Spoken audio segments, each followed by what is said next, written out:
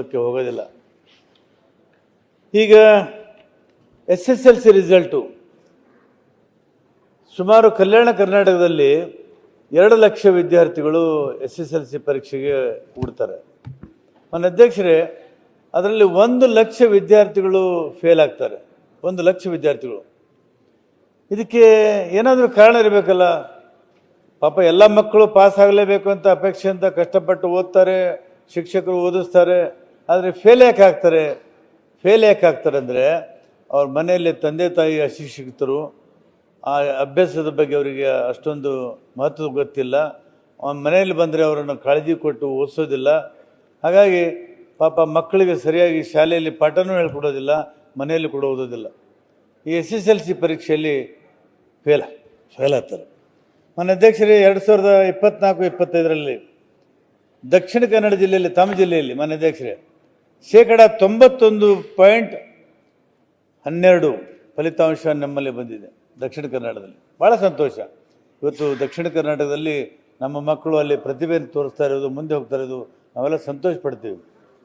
ಅದೇ ಥರ ಉಡುಪಿ ಜಿಲ್ಲೆಯಲ್ಲಿ ಅದು ರಿಸಲ್ಟ್ ಬರಲಿಕ್ಕೆ ಮಕ್ಕಳು ಮಾತ್ರ ಅಲ್ಲ, ಅವ್ರು ಹೆತ್ತವ್ರು ಕೊಡೋದಕ್ಕೆ ಪ್ರಮುಖ ಕಾರಣ ಇರ್ತದೆ. ನಾನು ಅದನ್ನು ಹೇಳಿದಲ್ಲ ಅಧ್ಯಕ್ಷರೇ. ಈಗ ನಮ್ಮ ತಂದೆ ತಾಯಿಗಳಿಗೆ ಕನ್ನಡವೂ ಬರಲ್ಲ, ಯಾವ ಭಾಷೆನೂ ಬರಲ್ಲ, ಓದೋಕ್ಕೂ ಬರಲ್ಲ, ಮಕ್ಕಳಿಗೆ ಏನು ಓದಿಸ್ತಾರೆ?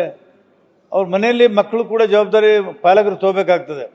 ಆದರೆ ದುರ್ದೈವದಿಂದ ಆ ತಂದೆ ತಾಯಿಗಳೇ ಶಿಕ್ಷಣ ಕಲ್ತಿಲ್ಲ ನಮ್ಮಲ್ಲಿ. ನಾನೇ ಮೊದಲನೇ ಕನ್ನಡ ಶಾಲೆಗೆ ಪ್ರಾಥಮಿಕ ಹಂತದಲ್ಲಿ ಸೇರಿಕಾದಂಥ ವಿದ್ಯಾರ್ಥಿ ನಾನು ನಮ್ಮೂರಲ್ಲಿ. ಹಾಗಾಗಿ ಚಾರಿತ್ರಿಕ ಕಾರಣದಿಂದ ನಾನು ಅದಕ್ಕೆ ಹೇಳಿದೆ. ನಾನು ಈ ಉಡುಪಿ ಜಿಲ್ಲೆಗೆ ಬಂದರೆ, ನಿಮ್ಮ ಉಡುಪಿ ಜಿಲ್ಲೆಯಲ್ಲಿ 89.96%.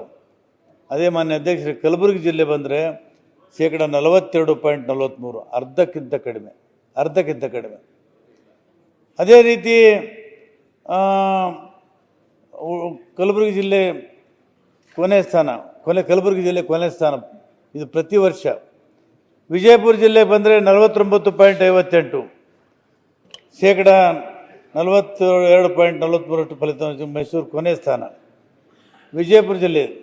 ಯಾದಗಿರಿ ಜಿಲ್ಲೆ ಬಂದರೆ 51.6%, 52.6%.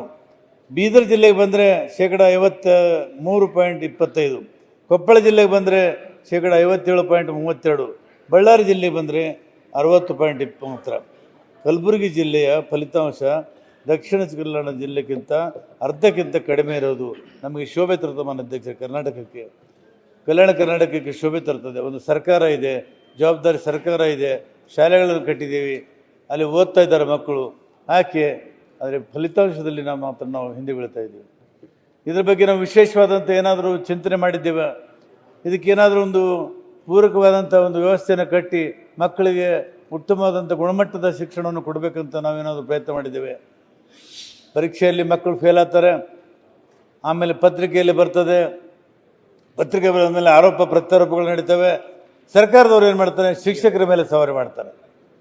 ಶಿಕ್ಷಕರದ್ದು ತಪ್ಪಿದೆ, ಪಾಲಕರದ್ದು ತಪ್ಪಿದೆ. ಆದರೆ ಮಕ್ಕಳು ಪಾಪ ಏನು ಮಾಡಿದ್ದಾರೆ? ಅವ್ರು ಯಾವ ಪಾಪ ಮಾಡಿದ್ದಾರೆ? ಆ ಮಕ್ಕಳು ಫೇಲ್ ಆದಮೇಲೆ ಮಾನ್ಯ ಅಧ್ಯಕ್ಷರೇ, ಒಂದು ಸಲ ಅಲ್ಲ, ಸಪ್ಲಿಮೆಂಟ್ರಿ ಎಕ್ಸಾಮಿನೇಷನ್ನು 1 ಸಲ 2-3 ಸಲನೂ ಸಪ್ಲಿಮೆಂಟ್ರಿ ಎಕ್ಸಾಮಿನೇಷನ್ ತೊಗೊಂಡು ಕೊನೆಗೆ ಪಾಸಿಂಗ್ ಮಾರ್ಕ್ಸ್ ಹಾಕಿ ಅವರಿಗೆ ಪಾಸ್ ಮಾಡಿ ಕಳಿಸ್ತೀವಿ. ಮುಂದೆ ಅವರು ಕಾಲೇಜುಗಳಿಗೆ ಹೋದಾಗ ಅವರು ಮತ್ತೆ ಡ್ರಾಪ್ಔಟ್ ಆಗಿ ವಾಪಸ್ ಬರ್ತಾರೆ. ಯಾಕಂದರೆ ಗುಣಮಟ್ಟದ ಶಿಕ್ಷಣ ಕೊಡೋಕ್ಕಾಗ್ತಾ ಇಲ್ಲ. ಇಂಥ ಒಂದು ಪರಿಸ್ಥಿತಿಯಲ್ಲಿ ಇವತ್ತು ಏನು ನಮ್ಮ ಬಾಬಾ ಸಾಹೇಬ್ ಅಂಬೇಡ್ಕರ್ ಶಿಕ್ಷಣಕ್ಕೆ ಮಹತ್ವವನ್ನು ಕೊಟ್ಟಿದ್ದರು. ಆ ಶಿಕ್ಷಣಕ್ಕೆ ಮಹತ್ವವನ್ನು ಕೊಡೋದೇ ಹೋಗಿದ್ದರೆ ಅಭಿವೃದ್ಧಿಗೆ ಯಾವುದೂ ಬೆಲೆ ಇಲ್ಲ, ಯಾವುದೂ ಅರ್ಥ ಇಲ್ಲ ಅನ್ನೋಂಥ ಮಾತನ್ನು ತಮ್ಮ ಮುಖಾಂತರ ಸರ್ಕಾರಕ್ಕೆ ಹೇಳಲಿಕ್ಕೆ ಬಯಸ್ತಾ ಇದ್ದೆ. ಮಾನ್ಯ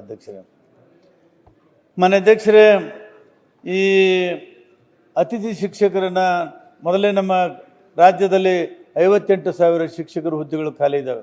58,000. ಬರೀ ಕಲ್ಯಾಣ ಕರ್ನಾಟಕದಲ್ಲೇ 24,000 ಹುದ್ದೆಗಳು ಖಾಲಿ ಇದ್ದಾವೆ ಬರೀ ಕಲ್ಯಾಣ ಕರ್ನಾಟಕದಲ್ಲಿ. ಅಂದರೆ ಭಾಳ ದೊಡ್ಡ ಸಂಖ್ಯೆಯಲ್ಲಿ ಮಕ್ಕಳ ಶಿಕ್ಷಕರ ಹುದ್ದೆ ಖಾಲಿ ಇದ್ದಾವೆ ಅನ್ನೋದನ್ನು ಅಂಕಿ ಸಂಖ್ಯೆ ಹೇಳ್ತದೆ. ಮತ್ತು ಅತಿಥಿ ಶಿಕ್ಷಕರನ್ನು ತಗೋಬೇಕಂತ ಹೇಳಿ ಸರ್ಕಾರದವರು ಒಂದು ಏನಾದರೂ ವ್ಯವಸ್ಥೆ ಮಾಡಿದ್ದಾರೆ. ಮಾನ್ಯ ಅಧ್ಯಕ್ಷರೇ, ಜೂನ್ನಲ್ಲಿ ಸ್ಕೂಲ್ಗಳು ಪ್ರಾರಂಭ ಆಗ್ತವೆ. ಅತಿಥಿ ಶಿಕ್ಷಕರನ್ನು ಯಾವಾಗ ತಗೋತೀವಿ? ನಾವು ಅರ್ಜಿ ಕರೆದು ಇಂಟರ್ವ್ಯೂ ಮಾಡಿ ಮೆರಿಟ್ ಮೇಲೆ ತಗೋತೀವಿ. ಯಾವಾಗ? ಆಗಸ್ಟ್ ಸೆಪ್ಟೆಂಬರಲ್ಲಿ ಅತಿಥಿ ಶಿಕ್ಷಕರನ್ನು ತಗೋತೀವಿ. ಆಗಸ್ಟ್ ಸೆಪ್ಟೆಂಬರಲ್ಲಿ ಅರ್ಧ ಸಿಲೆಬಸ್ ಮುಗಿದಿರ್ತದೆ. ಮುಂದೆ ಅರ್ಧ ಸಲ ದಸರಾ ಹಾಲಿಡೇ ಬರ್ತವೆ, ಆಮೇಲೆ ಮತ್ತೆ ಪರೀಕ್ಷೆ ಬರ್ತವೆ ಮಾರ್ಚಲ್ಲಿ. ಆ ಶಾಲೆ ಮಾಸ್ಟರ್ಗಳು ಯಾವ ರೀತಿ ಪಾಠ ಹೇಳ್ಕೊಡೋಕ್ಕೆ ಸಾಧ್ಯತೆ ಇದೆ, ಯಾವ ರೀತಿ ಸಿಲೆಬಸ್ ಮುಗಿಸೋಕ್ಕೆ ಸಾಧ್ಯತೆ ಇದೆ. ಹೀಗಾಗಿ ಮಕ್ಕಳು ಅವ್ರ ಭವಿಷ್ಯಕ್ಕೆ ದೊಡ್ಡ ಹಾನಿ ಆಗ್ತಾ ಇದೆ. ಇದರ ಬಗ್ಗೆ ಸರ್ಕಾರ ಭಾಳ ದೊಡ್ಡ ಒಂದು ಚಿಂತನೆಯನ್ನು ಮಾಡಬೇಕಾಗ್ತದೆ ಮತ್ತು ಅದರ ಬಗ್ಗೆ ವ್ಯವಸ್ಥೆಯನ್ನು ಮಾಡಬೇಕಾಗ್ತದೆ. ಈಗ ಮಾನ್ಯ ಅಧ್ಯಕ್ಷರೇ, ಗಡಿನಾಡದ ಭಾಗದ ಸಮಸ್ಯೆ ಏನಂದರೆ ಈ ಬಳ್ಳಾರಿ ಜಿಲ್ಲೆ ತಗೊಳ್ರಿ. ಆ ಬಳ್ಳಾರಿ ಜಿಲ್ಲೆ ಹಳ್ಳಿಗಳಿಗೆ ಹೋದರೆ ಅಲ್ಲಿ ಆಡು ಭಾಷೆ ನಾಡು ಭಾಷೆ ಬೇರೆಯೇ ಇದೆ. ನಾವೆಲ್ಲರೂ ಕನ್ನಡ ಅಂತ ಆಡು ಭಾಷೆ ತಾಯಿ ಮಾತೃಭಾಷೆ ಬರಿತೀವಿ, ಮಾತೃಭಾಷೆ ಎಲ್ಲರದ್ದು ಕನ್ನಡ ಇಲ್ಲ. ನಿಮ್ಮಲ್ಲಿ ತುಳು ಇರ್ಬೋದು, ನಮ್ಮ ಕಡೆ ಮರಾಠಿ ಇರ್ಬೋದು, ಮತ್ತೊಂದು ಕಡೆ ತೆಲುಗು ಇರ್ಬೋದು. ಮಾತೃಭಾಷೆನೇ ಬೇರೆ. ಲಮಾಣಿ ಜನರಿಗೆ ಪಾಪ ಮಾತೃಭಾಷೆ ಲಂಬಾಣಿ ಭಾಷೆ. ಅವ್ರು ಯಾರ ಹೆಸರು ಹಾಕ್ತಾರಲ್ಲಿ ಹೆಸರು ಸತ್ಯ ಗೊತ್ತಿಲ್ಲ, ಶಾಸಕರ ಹೆಸರು ಸತ್ಯ. ಪಾಟೀಲ್ ಅಂತ ನಿಮ್ಗೆ ಗೊತ್ತಿದೆ ಅಲ್ಲ, ಮಾನ್ಯ ಅಧ್ಯಕ್ಷ ಪರಿಚಯ ಇಲ್ಲ ಅವ್ರದ್ದು.